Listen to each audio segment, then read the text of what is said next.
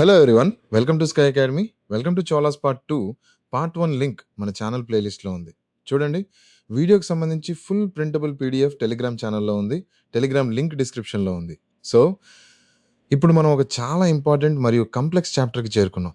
Rajaraja the first, Rajendra the first, వీళ్ళిద్దరూ చోళా ఎంపైర్ని పీక్కి తీసుకెళ్లారు. కానీ ఆ పీక్ తర్వాత ఏం జరిగింది? వాళ్ళు ఎంత లాంగ్గా ఆ పొజిషన్ మెయింటైన్ చేయగలిగారు, మరియు ఇన్సైడ్గా ఈ ఎంపైర్ ఎలా పనిచేసేదనేది చూద్దాం. ఈ సెగ్మెంట్ చాలా ఎగ్జామ్ ఇంపార్టెంట్గా ఉందండి.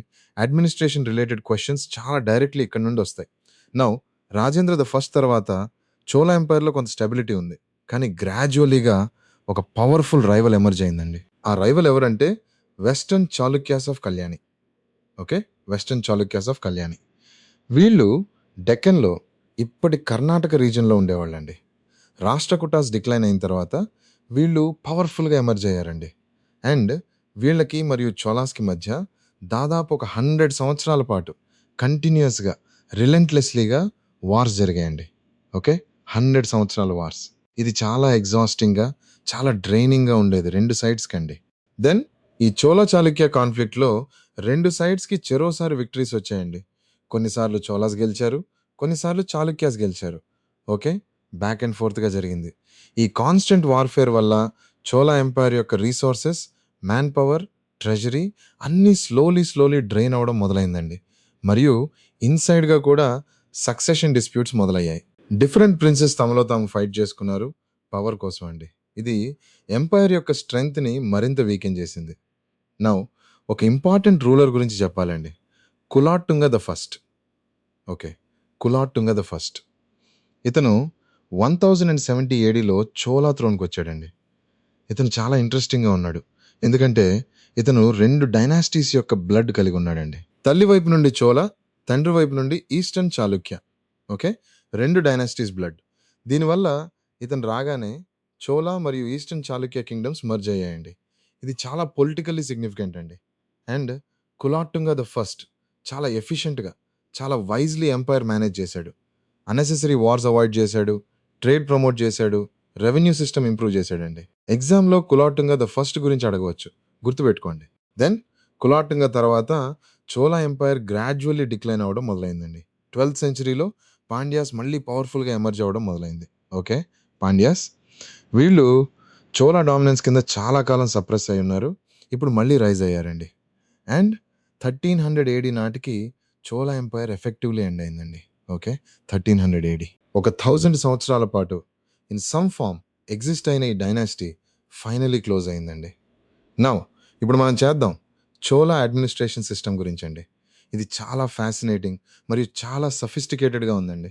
చోళా అడ్మినిస్ట్రేషన్ ఇండియాలో అన్ని ఏన్షియంట్ ఎంపైర్స్లో అత్యంత వెల్ ఆర్గనైజ్డ్గా, అత్యంత సిస్టమేటిక్గా ఉన్న సిస్టమ్గా చెప్పవచ్చు. నౌ ఒక్కొక్కటి చూద్దాం. టాప్లో కింగ్ ఉండేవాడండి. కింగ్ కింద మినిస్టర్స్ కౌన్సిల్ ఉండేది. Okay, ministers council. వీళ్ళని పేరుందనం అంటారండి. ఓకే, పేరుందనం. ఎగ్జామ్లో ఈ టర్మ్ అడగవచ్చు. కింద వివిధ అడ్మినిస్ట్రేటివ్ యూనిట్స్గా ఎంపైర్ డివైడ్ అయి ఉండేదండి. టాప్ లెవెల్ యూనిట్ మాండలం అంటారు, అంటే ఒక లార్జ్ ప్రొవిన్స్ అండి. ఓకే, మాండలం. దాని కింద వాల్నాడ్ అంటే ఒక డివిజన్ అండి. దాని కింద నాడ్ అంటే ఒక డిస్ట్రిక్ట్ అండి. ఓకే, నాడు. అండ్ మోస్ట్ బేసిక్ లెవెల్లో విలేజ్ అండి. ఇలా మండలం, వాల్నాడు, నాడు, విలేజ్ అనే క్లియర్ హైరార్కీ ఉండేదండి. ఎగ్జామ్లో ఈ అడ్మినిస్ట్రేటివ్ యూనిట్స్ అడిగితే ఈ ఆర్డర్లో చెప్పండి. దెన్ చోళా ఆర్మీ గురించి మాట్లాడుకుందామండి. Okay, Chola army. Chola army చాలా వెల్ ఆర్గనైజ్డ్గా, చాలా ప్రొఫెషనల్లీ ట్రైన్డ్గా ఉండేదండి. 3 మేజర్ కాంపోనెంట్స్ ఉండేవి: ఇన్ఫెంట్రీ, కెవలరీ మరియు ఎలిఫెంట్స్ అండి. కానీ చోళాస్ యొక్క బిగ్గెస్ట్ స్ట్రెంగ్త్ నేవీ అండి. Okay, navy. ఇది మనం ఆల్రెడీ చూసాం కదా, బే ఆఫ్ బెంగాల్ దాటి సౌత్ ఈస్ట్ ఏషియా వరకు వెళ్ళిన నేవీ అండి. చోళా నేవీలో వేల మంది సెయిలర్స్, హండ్రెడ్స్ ఆఫ్ షిప్స్ ఉండేవండి. ఒక్కసారి థింక్ చేయండి, ఆ షిప్స్లో ఓషన్ దాటి వెళ్ళే సోల్జర్స్ యొక్క కరేజ్ మరియు స్కిల్ ఎంత ఎక్స్ట్రాడినరీగా ఉండేదో. నౌ ఒక ఇంట్రెస్టింగ్ ఫ్యాక్ట్ చెప్తాను. మార్కో పోలో అనే ఫేమస్ ఇటాలియన్ ట్రావెలర్ 13th సెంచరీలో ఇండియా విజిట్ చేశాడండి. Okay, Marco Polo. ఇతను చోళా రీజన్ గురించి రాశాడు. స్పెసిఫికల్లీ చోళా సోల్జర్స్ యొక్క బ్రేవరీ మరియు డిసిప్లిన్ గురించి చాలా పాజిటివ్లీ రాశాడండి. ఫారిన్ ట్రావెలర్ కూడా ఇంప్రెస్డ్ అయ్యాడంటే చోళా ఆర్మీ ఎంత ఫార్మిడబుల్గా ఉండేదో అర్థమవుతుందండి. ఎగ్జామ్లో మార్కో పోలో గురించి అడగవచ్చండి. దెన్ చోళా ఆర్మీలో ఒక యూనిక్ ఫీచర్ ఉండేదండి. కింగ్ యొక్క పర్సనల్ బాడీ గార్డ్స్ వెలైకరార్ అంటారండి. ఓకే. వెలైకరార్. వీళ్ళు చాలా ఎలీట్‌గా, చాలా లాయల్‌గా కింగ్‌కి కంప్లీట్‌లీ డెడికేటెడ్‌గా ఉండేవాళ్ళండి. వీళ్ళకొక ఇంట్రెస్టింగ్ ఓత్ ఉండేది. కింగ్ చనిపోతే వీళ్ళు కూడా తమ లైఫ్ సాక్రిఫైస్ చేసుకుంటారని ఓత్ తీసుకునేవాళ్ళండి. ఓకే. వెలైకరార్. ఇది చాలా ఇంటెన్స్ లాయల్టీ అండి. ఎగ్జామ్‌లో వెలైకరార్ గురించి అడగవచ్చు. గుర్తుపెట్టుకోండి. నౌ రెవెన్యూ సిస్టమ్ గురించి కూడా బ్రీఫ్‌లీ చెప్పాలండి. చోలాస్ ల్యాండ్ రెవెన్యూ చాలా సిస్టమాటికల్లీ కలెక్ట్ చేసేవాళ్ళండి. రెగ్యులర్ ల్యాండ్ సర్వేస్ జరిగేవి. యాక్యురేట్ రికార్డ్స్ మెయింటైన్ చేసేవాళ్ళండి. ల్యాండ్‌ని క్వాలిటీ బట్టి క్లాసిఫై చేసేవాళ్ళు. ఫర్టైల్ ల్యాండ్‌కి డిఫరెంట్ రేట్, లెస్ ఫర్టైల్ ల్యాండ్‌కి డిఫరెంట్ రేట్ అండి. This was very advanced for that time period. దీంతో పాటు ట్రేడ్ టాక్సెస్, పోర్ట్ డ్యూటీస్ అన్నీ సిస్టమాటికల్లీ కలెక్ట్ అయ్యేవండి. అండ్ ఈ రెవెన్యూ అంతా టెంపుల్ కన్‌స్ట్రక్షన్‌కి, ఆర్మీ మెయింటెనెన్స్‌కి, పబ్లిక్ వర్క్స్‌కి వాడేవాళ్ళండి. నౌ ఒక్కసారి ఈ సెగ్మెంట్‌లో మనం చూసింది కాన్సాలిడేట్ చేసుకుందాం. వెస్టర్న్ చాళుక్యాస్ ఆఫ్ కళ్యాణి చోళాస్ యొక్క మేజర్ రైవల్స్‌గా ఉన్నారు. 100 సంవత్సరాల పాటు వార్స్ జరిగాయి. కులోటుంగా ద ఫస్ట్ 1070 ఏడీలో వచ్చాడు. చోళా మరియు ఈస్టర్న్ చాళుక్య కింగ్డమ్స్ మర్జ్ చేశాడు. పాండ్యాస్ రైజ్ వల్ల 1300 ఏడీ నాటికి చోళా ఎంపైర్ ఎండ్ అయింది. అడ్మినిస్ట్రేటివ్ యూనిట్స్ మండలం, వాల్నాడు, నాడు, విలేజ్. ఆర్మీలో ఇన్ఫెంట్రీ, కెవలరీ, ఎలిఫెంట్స్ మరియు నేవీ ఉండేవి. వేలైకరార్ కింగ్ యొక్క elite personal bodyguards. Revenue system చాలా సిస్టమేటిక్గా ఉండేది. నెక్స్ట్ సెగ్మెంట్లో విలేజ్ అడ్మినిస్ట్రేషన్, సభ, ఊర్, మహాసభ, ట్రేడ్ గిల్డ్స్ గురించి చూద్దాం. ఇప్పుడు మనం చేరుకున్నాం చోళా ఎంపైర్ యొక్క అత్యంత యునీక్ మరియు మోస్ట్ సెలబ్రేటెడ్ ఆస్పెక్ట్కి, విలేజ్ అడ్మినిస్ట్రేషన్.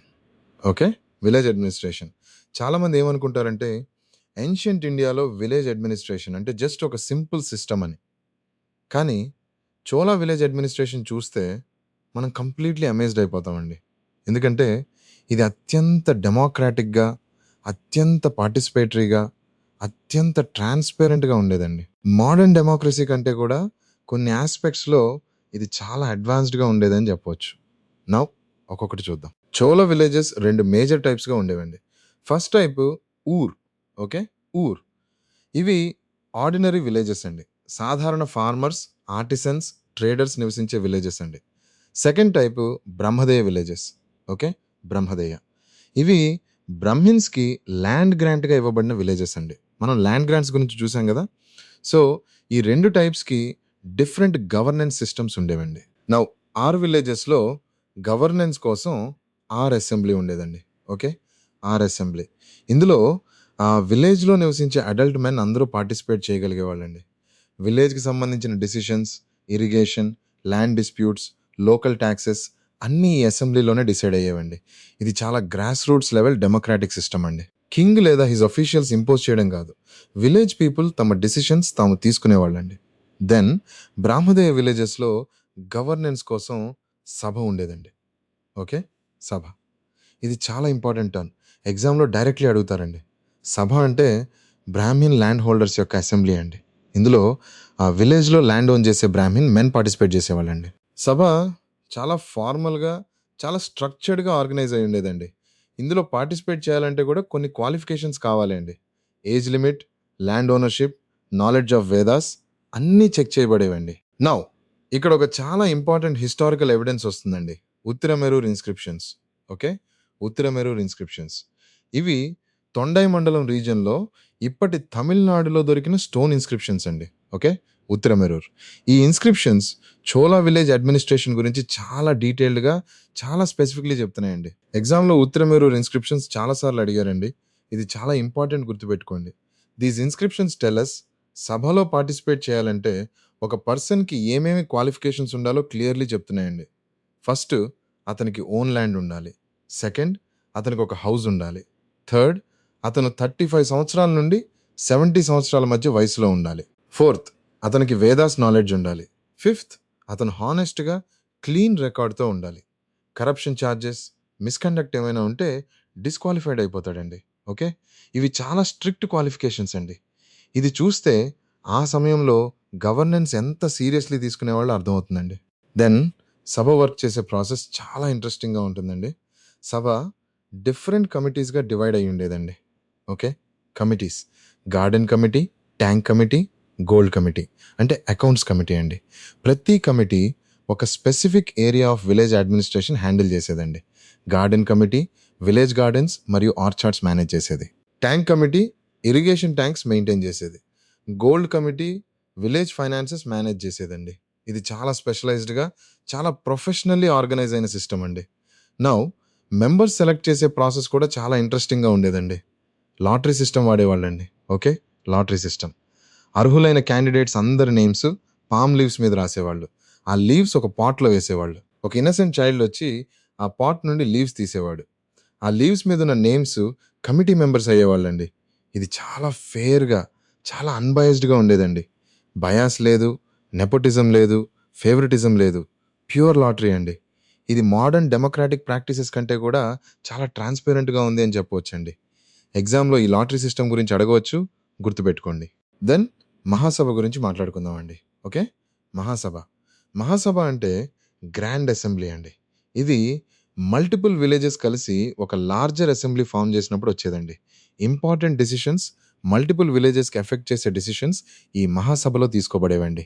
ఇది ఒక కైండ్ ఆఫ్ ఫెడరల్ సిస్టమ్గా పనిచేసేది విలేజ్ లెవెల్ నుండి హయ్యర్ లెవెల్కి అండి. ఎగ్జామ్లో మహాసభ అడగవచ్చు, గుర్తుపెట్టుకోండి. నౌ ఇప్పుడు మాట్లాడుకుందాం ట్రేడ్ గిల్డ్స్ గురించి అండి. Okay, trade guilds. చోళ పీరియడ్లో ట్రేడ్ చాలా ఆర్గనైజ్డ్గా చాలా స్ట్రక్చర్డ్గా ఉండేదండి. మర్చెంట్స్ తమ తమ ట్రేడ్స్ బట్టి డిఫరెంట్ గిల్డ్స్లో ఆర్గనైజ్ అయ్యేవాళ్ళండి. ఈ గిల్డ్స్ జస్ట్ ట్రేడ్ మాత్రమే హ్యాండిల్ చేయడం కాదు, సోషల్ వెల్ఫేర్ కూడా చూసేవండి. మణిగ్రామం, అయ్యోలే, ఇవి రెండు most famous Chola trade guilds అండి. ఓకే, మణిగ్రామం మరియు అయ్యోలే. ఎగ్జామ్లో ఈ రెండు నేమ్స్ చాలా ఇంపార్టెంట్ అండి, గుర్తుపెట్టుకోండి. అయ్యోలే గిల్డ్ చాలా పవర్ఫుల్గా చాలా ఇన్ఫ్లుయెన్షియల్గా ఉండేదండి. ఇది జస్ట్ సౌత్ ఇండియాలో మాత్రమే కాదు, సౌత్ ఈస్ట్ ఏషియా వరకు, అరేబియా వరకు కూడా ఆపరేట్ చేసేదండి. Okay, international reach. ఈ గిల్డ్ యొక్క మెంబర్స్ డిఫరెంట్ కంట్రీస్కి వెళ్ళి ట్రేడ్ చేసేవాళ్ళండి. వాళ్ళు వెళ్ళిన చోట్ల స్టోన్ ఇన్స్క్రిప్షన్స్ వదిలేవాళ్ళు తమ ప్రెజెన్స్ రికార్డ్ చేయడానికండి. ఈ ఇన్స్క్రిప్షన్స్ సౌత్ ఈస్ట్ ఏషియాలో కూడా దొరికాయండి. ఇది చోళా ట్రేడ్ యొక్క ఇంటర్నేషనల్ రీచ్ యొక్క సాలిడ్ హిస్టారికల్ ఎవిడెన్స్ అండి. దెన్ ఒక ఇంట్రెస్టింగ్ విషయం చెప్తానండి. ఈ ట్రేడ్ గిల్డ్స్ తమకంటూ ఒక ఫ్లాగ్ ఉండేది, తమకంటూ ఒక ఎంబ్లం ఉండేది, తమకంటూ ఒక ఆర్మీ కూడా ఉండేదండి. Okay, guild army. ఇది చాలా సర్ప్రైజింగ్గా అనిపిస్తుంది, కానీ ఇది ట్రూ అండి. లాంగ్ డిస్టెన్స్ ట్రేడ్ చేసేటప్పుడు దారిలో రాబర్స్ నుండి, పైరేట్స్ నుండి ప్రొటెక్ట్ చేసుకోవడానికి గిల్డ్ యొక్క ఓన్ ఆర్మ్డ్ గార్డ్స్ ఉండేవాళ్ళండి. ఇది మెడివల్ ట్రేడ్ యొక్క రియాలిటీస్ చూపిస్తుందండి. అండ్ ఒక ఇంపార్టెంట్ విషయం చెప్పాలి అండి, మన స్కై అకాడమీలో ఈ Chola administration topic, village governance, trade guilds అన్నీ డీటెయిల్డ్గా మెమరీ ట్రిక్స్తో, కోడింగ్ టెక్నిక్స్తో అవైలబుల్గా ఉన్నాయండి. ఎగ్జామ్లో మ్యాక్సిమం మార్క్స్ తెచ్చుకోవాలంటే మన స్కై అకాడమీ యాప్ తప్పకుండా విజిట్ చేయండి. మరియు మన మెంటర్షిప్ ప్రోగ్రాంలో జాయిన్ అయితే ఎక్స్పర్ట్స్ మీకు పర్సనల్లీ గైడ్ చేస్తారు. మీ వీక్ ఏరియాస్ ఐడెంటిఫై చేసి టార్గెటెడ్ ప్రిపరేషన్ హెల్ప్ చేస్తారండి. లింక్స్ డిస్క్రిప్షన్లో ఉన్నాయి. నౌ ఒక్కసారి ఈ సెగ్మెంట్లో మనం చూసింది కాన్సాలిడేట్ చేసుకుందాం. చోళా విలేజెస్ రెండు టైప్స్, ఆర్ మరియు బ్రహ్మదేయ. ఆర్ అసెంబ్లీ ఆర్డినరీ విలేజెస్లో ఉండేది, సభ బ్రహ్మదేయ విలేజెస్లో ఉండేది. ఉత్తిరమేరూర్ ఇన్స్క్రిప్షన్స్ విలేజ్ అడ్మినిస్ట్రేషన్ గురించి డీటెయిల్డ్ ఎవిడెన్స్ ఇస్తున్నాయి. సభ మెంబర్ సెలక్షన్కి లాటరీ సిస్టమ్ వాడేవాళ్ళు. సభ డిఫరెంట్ కమిటీస్గా డివైడ్ అయి ఉండేది. మహాసభ మల్టిపుల్ విలేజెస్ యొక్క గ్రాండ్ అసెంబ్లీ. మణిగ్రామం మరియు Ayyavole two famous trade guilds. Ayyavole guild ఇంటర్నేషనల్గా ఆపరేట్ చేసేది. నెక్స్ట్ సెగ్మెంట్లో Chola culture, temple architecture, Dravida style, Nataraja sculptures గురించి చూద్దాం. ఇప్పుడు మనం చేరుకున్నాం చోళా ఎంపైర్ యొక్క most visually stunning, most artistically rich చాప్టర్కి. కల్చర్ మరియు ఆర్కిటెక్చర్. వార్స్ గెలవడం, ఎంపైర్ ఎక్స్పాండ్ చేయడం, అడ్మినిస్ట్రేషన్ ఆర్గనైజ్ చేయడం, ఇవన్నీ చేసిన చోళాస్ సేమ్ టైంలో ఒక చాలా ఎక్స్ట్రాడినరీ కల్చరల్ లెగసీ కూడా వదిలిపెట్టారండి. ఆ లెగసీ వేల సంవత్సరాల తర్వాత కూడా ఈరోజు మనం చూసి అప్పటి మనుషుల స్కిల్ మరియు డివోషన్కి నమస్కరిస్తామండి. నౌ ఒక్కొక్కటి చూద్దాం. మొదట మాట్లాడుకుందాం చోళా టెంపుల్ ఆర్కిటెక్చర్ గురించి. Okay, temple architecture. Cholas Dravidian temple ఆర్కిటెక్చర్ని ఒక కంప్లీట్లీ న్యూ హైట్కి తీసుకెళ్లారండి. Okay, Dravidian temple architecture. ఇది సౌత్ ఇండియా యొక్క unique style of temple building అండి. నార్త్ ఇండియాలో నాగర స్టైల్ ఉంటుంది, సౌత్ ఇండియాలో ద్రావిడ స్టైల్ ఉంటుందండి. Okay, Dravida style. ఎగ్జామ్లో ఈ రెండు స్టైల్స్ అడగవచ్చు, గుర్తుపెట్టుకోండి. ద్రావిడ స్టైల్ యొక్క మోస్ట్ డిస్టింక్టివ్ ఫీచర్ ఏంటంటే విమాన్ అండి. ఓకే, విమాన. విమాన్ అంటే టెంపుల్ యొక్క మెయిన్ టవర్. టెంపుల్ గర్భగుడి మీద ఉండే టవర్ అండి. ఇది పిరమిడ్ షేప్‌లో టేపరింగ్‌గా టాప్ వైపు వెళ్ళే స్ట్రక్చర్ అండి. అండ్ దీని చుట్టూ ఇంట్రికేట్ కార్వింగ్స్, డీటెయిల్డ్ స్కల్ప్చర్స్ అన్నీ ఉంటాయండి. దీంతో పాటు గోపురం అంటే టెంపుల్ యొక్క ఎంట్రన్స్ టవర్ అండి. ఓకే. గోపురం. ఇది కూడా చాలా టాల్‌గా, చాలా ఆర్నేట్‌గా ఉంటుందండి. సౌత్ ఇండియాలో ఏ టెంపుల్‌కి వెళ్ళినా ఈ గ్రాండ్ గోపురమ్స్ కనిపిస్తాయండి. ఇవి చోళా ట్రెడిషన్ నుండి వచ్చినవే అండి. దెన్ బృహదీశ్వర టెంపుల్ గురించి మళ్ళీ ఒకసారి మాట్లాడుకుందాం. కానీ ఈసారి ఆర్కిటెక్చరల్ యాంగిల్ నుండి అండి. మనం చూసాం గదా! రాజరాజ ద ఫస్ట్ ఇది కట్టించాడు అని. ఓకే. బృహదీశ్వర టెంపుల్. ఈ టెంపుల్ యొక్క విమాన 66 మీటర్స్ హైట్ అండి. ఓకే. 66 మీటర్స్. ఆ సమయంలో ఎంటైర్ సౌత్ ఏషియాలో ఇంత టాల్ స్ట్రక్చర్ మరొకటి లేదండి. కానీ జస్ట్ హైట్ మాత్రమే కాదు, ఈ టెంపుల్ యొక్క కన్‌స్ట్రక్షన్ క్వాలిటీ కూడా చాలా ఎక్స్‌ట్రార్డినరీగా ఉందండి. ఈ టెంపుల్‌లో వాడిన గ్రానైట్ స్టోన్స్ చాలా హెవీగా, చాలా లార్జ్‌గా ఉంటాయండి. మెయిన్ విమాన టాప్‌లో ఉన్న సింగిల్ గ్రానైట్ స్టోన్ దాని వెయిట్ దాదాపు 80 టన్స్ అండి. ఓకే. 80 టన్స్. ఒక్కసారి థింక్ చేయండి. 80 టన్స్ వెయిట్ ఉన్న స్టోన్‌ని 66 మీటర్స్ హైట్‌కి ఎలా తీసుకెళ్లారని. No cranes, no machinery, no modern technology అండి. హిస్టోరియన్స్ చెప్తున్నారు. వాళ్ళు ఒక ఇంక్లైన్ ప్లేన్ టెక్నిక్ వాడారు అని, గ్రాడ్యువల్లీ స్టోన్‌ని ర్యాంప్ మీద నుండి పైకి తీసుకెళ్లారు అనండి. ఇది ఆ సమయపు ఇంజినీరింగ్ నాలెడ్జ్ యొక్క షియర్ బ్రిలియన్స్ చూపిస్తుందండి. నౌ ఇప్పుడు మాట్లాడుకుందాం చోళా బ్రాంజ్ స్కల్ప్చర్స్ గురించండి. ఓకే. Bronze sculptures. ఇవి చోళా కల్చరల్ కాంట్రిబ్యూషన్‌లో అత్యంత ఫేమస్, అత్యంత సెలబ్రేటెడ్ యాస్పెక్ట్ అండి. చోళా బ్రాంజెస్ వరల్డ్ యొక్క ఫైనెస్ట్ స్కల్ప్చర్స్‌గా మోస్ట్ ఎక్స్‌క్విజిట్ మెటల్ ఆర్ట్‌గా కన్సిడర్ చేయబడతాయండి. ఈరోజు వరల్డ్ యొక్క టాప్ మ్యూజియంస్‌లో మెట్ మ్యూజియం న్యూయార్క్‌లో, బ్రిటిష్ మ్యూజియం లండన్‌లో Chola bronze sculptures pride of ప్లేస్‌లో ఉన్నాయండి. దెన్ వస్తుంది అన్నిటికంటే most famous, most iconic Chola bronze Nataraja. Okay. Nataraja. ఈ పేరు వింటేనే ఒక చాలా డైనామిక్, చాలా పవర్‌ఫుల్, చాలా బ్యూటిఫుల్ ఇమేజ్ మన కళ్ళ ముందు వస్తుందండి. నటరాజ అంటే డాన్సింగ్ శివ అండి. Okay. Dancing Shiva. Shiva cosmic dance చేస్తున్న ఫామ్‌లో రిప్రజెంట్ చేయబడ్డాడండి. ఈ స్కల్ప్చర్‌లో శివ ఒక రింగ్ ఆఫ్ ఫైర్‌లో ఒక లెగ్ రైజ్ చేసి డాన్స్ చేస్తున్నట్టుంటాడండి. ఒక హ్యాండ్‌లో డ్రమ్, ఒక హ్యాండ్‌లో ఫైర్, ఒక హ్యాండ్ అభయముద్ర చూపిస్తుంది. ఒక లెగ్ మీద డ్వార్ఫ్ డీమన్ నిలబడి ఉంటాడండి. నౌ ఈ నటరాజ స్కల్ప్చర్ యొక్క సింబలిజం చాలా డీప్‌గా ఉందండి. రింగ్ ఆఫ్ ఫైర్ కాస్మిక్ ఎనర్జీని రిప్రజెంట్ చేస్తుంది. డ్రమ్ సౌండ్ క్రియేషన్‌ని రిప్రజెంట్ చేస్తుంది. ఫైర్ డిస్ట్రక్షన్‌ని రిప్రజెంట్ చేస్తుంది. రైజ్డ్ లెగ్ లిబరేషన్‌ని రిప్రజెంట్ చేస్తుంది. డ్వార్ఫ్ డీమాన్ ఇగ్నోరెన్స్‌ని రిప్రజెంట్ చేస్తుంది. శివ దాన్ని డిఫీట్ చేస్తున్నాడండి.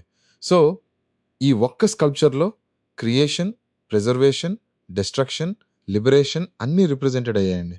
ఇది చోళా ఆర్టిస్ట్ యొక్క ఫిలాసాఫికల్ డెప్త్ మరియు ఆర్టిస్టిక్ బ్రిలియన్స్ 2 చూపిస్తుందండి. ఎగ్జామ్‌లో నటరాజ సింబలిజం అడగవచ్చు. గుర్తుపెట్టుకోండి. దెన్ చోళా బ్రాంజెస్ ఎలా తయారు చేసేవాళ్ళంటే లాస్ట్ వాక్స్ టెక్నిక్ వాడేవాళ్ళండి. ఓకే. Lost wax technique. దీన్ని సైరే పాడ్యూ అని కూడా అంటారండి. ఓకే. సైరే పాడ్యూ. ప్రాసెస్ ఏంటంటే ఫస్ట్‌గా వాక్స్‌తో స్కల్ప్చర్ యొక్క ఎగ్జాక్ట్ షేప్ తయారు చేసేవాళ్ళండి. తర్వాత దాన్ని క్లేతో కవర్ చేసేవాళ్ళు. తర్వాత హీట్ చేస్తే వాక్స్ మెల్ట్ అయ్యి బయటకొచ్చేదండి. ఆ క్యావిటీలోకి మోల్టెన్ బ్రాంజ్ పౌర్ చేసేవాళ్ళు. కూల్ అయిన తర్వాత క్లే తీసేస్తే పర్ఫెక్ట్ బ్రాంజ్ స్కల్ప్చర్ రెడీ అండి.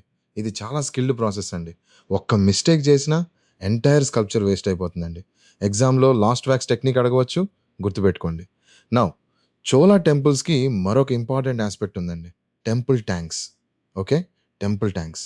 ప్రతి మేజర్ చోళా టెంపుల్ దగ్గర ఒక లార్జ్ వాటర్ ట్యాంక్ ఉండేదండి. ఇవి జస్ట్ రిలీజియస్ పర్పసెస్ కోసం మాత్రమే కాదు, ఇరిగేషన్ కోసం కూడా వాడేవాళ్ళండి.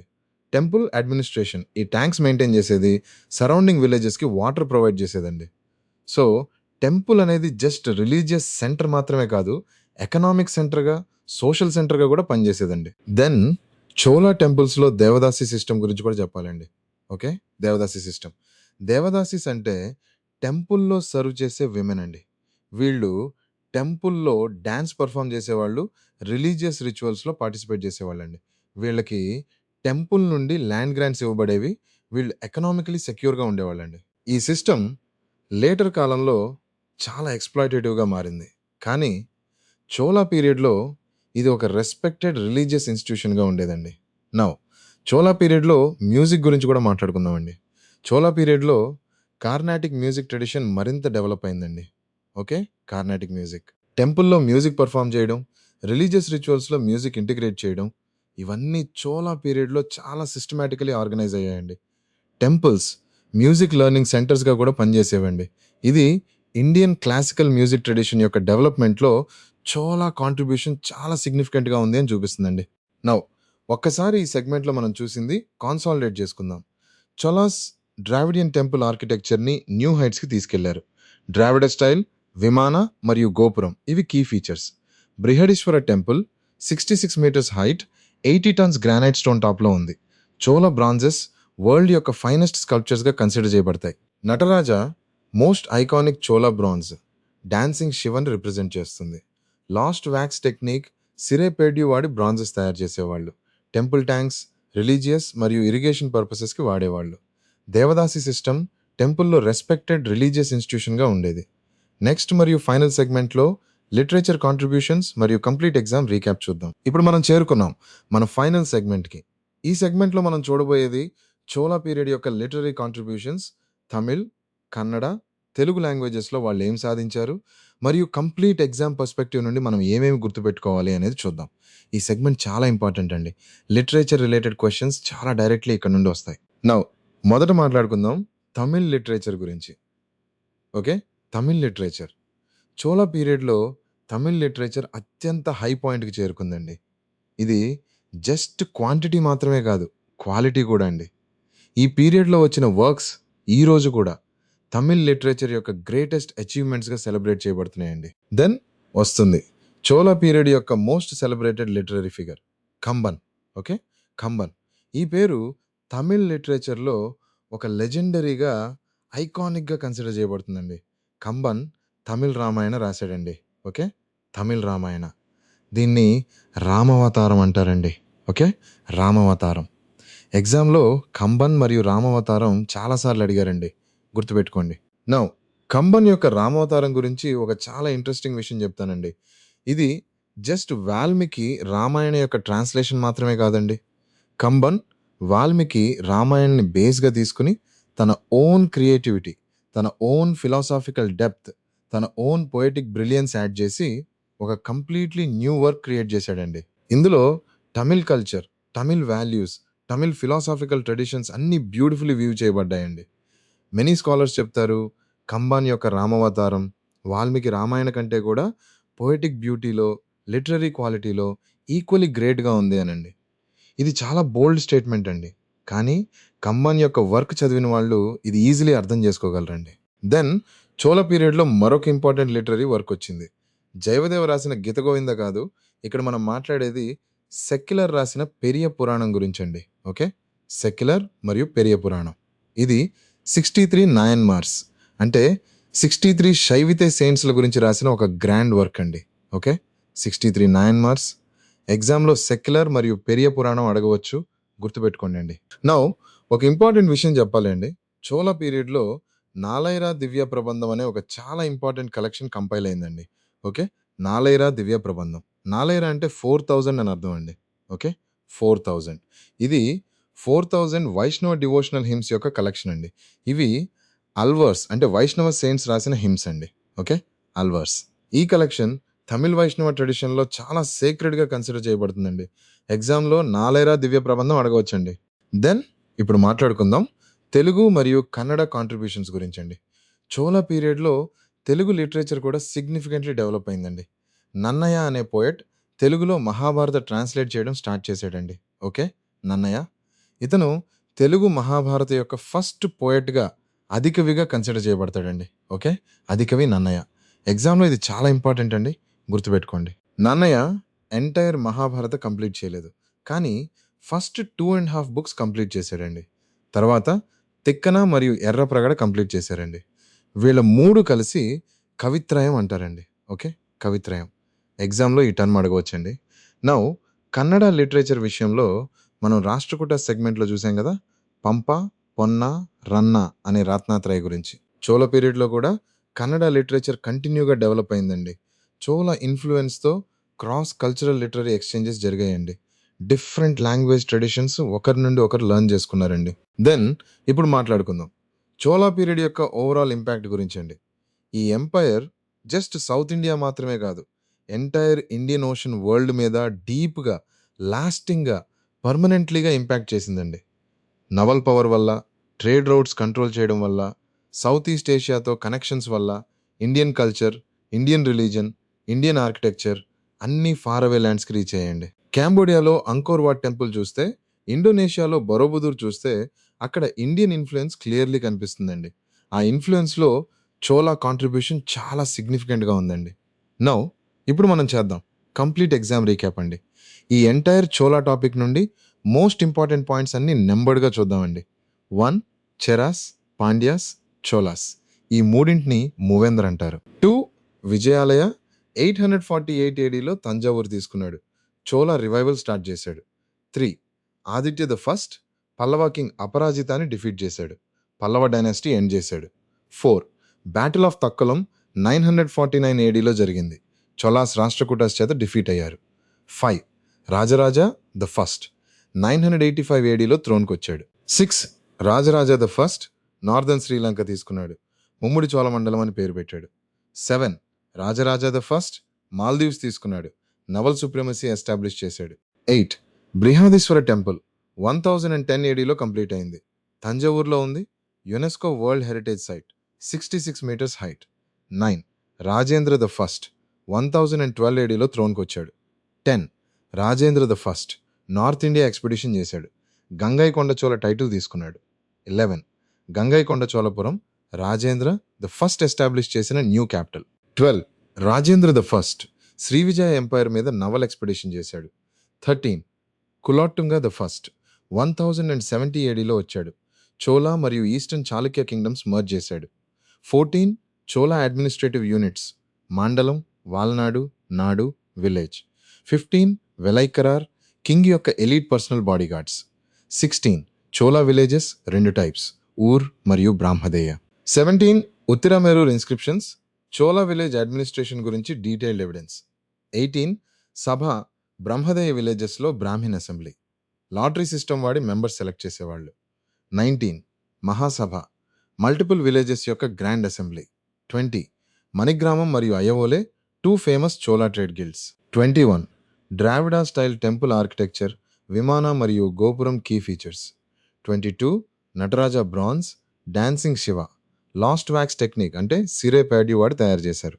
23 కంబాన్ తమిళ్ రామాయణ అంటే రామావతారం రాశాడు. 24 సెక్యులర్ పెరియా పురాణం రాశాడు 63 నాయన్మార్స్ గురించి. 25 నాలైరా దివ్య ప్రబంధం 4000 వైష్ణవ హిమ్స్ కలెక్షన్ అల్వర్స్ రాశారు.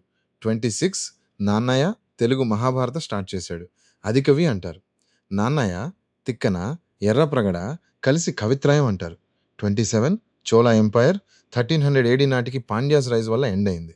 ఓకే, ఇవన్నీ ఎగ్జామ్లో డైరెక్ట్లీ అడగబోయే మోస్ట్ ఇంపార్టెంట్ పాయింట్స్ అండి. వీటిని బాగా ప్రాక్టీస్ చేయండి, మీకు డెఫినెట్లీ మార్క్స్ వస్తాయి. ఈ వీడియో చూసిన తర్వాత చోళా ఎంపైర్ గురించి మీకు ఇంకో బుక్ చదవాల్సిన అవసరం లేదండి. విజయాలయ నుండి మొదలుపెట్టి రాజరాజ, రాజేంద్ర వాళ్ళ కాన్క్వెస్ట్స్, అడ్మినిస్ట్రేషన్, కల్చర్, లిటరేచర్ అన్నీ కంప్లీట్గా మీకు క్లియర్ అయిపోయాయి. ఈ టాపిక్ నుండి ఎగ్జామ్లో ఏ క్వశ్చన్ వచ్చినా కాన్ఫిడెంట్లీ, క్లియర్లీ ఆన్సర్ చేయగలరండి. మన స్కై అకాడమీ టెలిగ్రామ్ ఛానల్లో ఈ చోళా టాపిక్ పీడిఎఫ్ మరియు మన ప్రీవియస్ టాపిక్స్ అన్నిటి పీడిఎఫ్స్ కంప్లీట్లీ ఫ్రీగా అవైలబుల్గా ఉన్నాయి. డౌన్లోడ్ చేసుకోండి, ప్రింట్అవుట్ వేసుకోండి. రివిజన్కి చాలా యూస్ఫుల్గా ఉంటుంది. లింక్ డిస్క్రిప్షన్లో ఉంది. ఈ వీడియో హెల్ప్ఫుల్గా అనిపించిందంటే లైక్ చేయండి. కామెంట్లో మీకు చోళా ఎంపైర్లో ఏ ఆస్పెక్ట్ మోస్ట్ ఇంట్రెస్టింగ్గా అనిపించిందని చెప్పండి. నటరాజ స్కల్ప్చర్నా, విలేజ్ అడ్మినిస్ట్రేషన్నా, నవల్ ఎక్స్పెడిషన్స్నా, మీకు నచ్చింది చెప్పండి అండి. మన ఛానల్ సబ్స్క్రైబ్ చేయండి, బెల్ ఐకాన్ ప్రెస్ చేయండి. ఏ వీడియో కూడా మిస్ అవ్వకుండా అండి. మళ్ళీ కలుద్దాం నెక్స్ట్ వీడియోలో. Take care, bye.